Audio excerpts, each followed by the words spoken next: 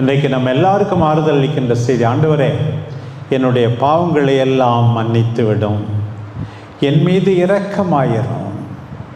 இந்த திருப்பாடலும் அதைத்தான் எடுத்து சொல்லுகிறது. திருப்பாடல் 102, ஆண்டவர் இரக்கமும் அருளும் கொண்டவர்.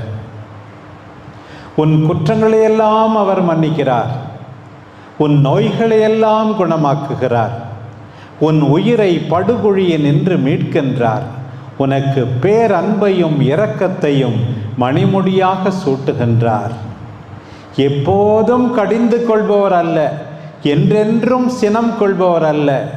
நம் பாவங்களுக்கு ஏற்ப நம்மை நடத்துவதில்லை, நம் குற்றங்களுக்கு ஏற்ப நம்மை தண்டிப்பதில்லை. பாருங்கள், ஆண்டவருடைய அன்பை இரக்கத்தை நீங்கள் உணருங்கள், மற்றவர்களும் உணரச் செய்யுங்கள்.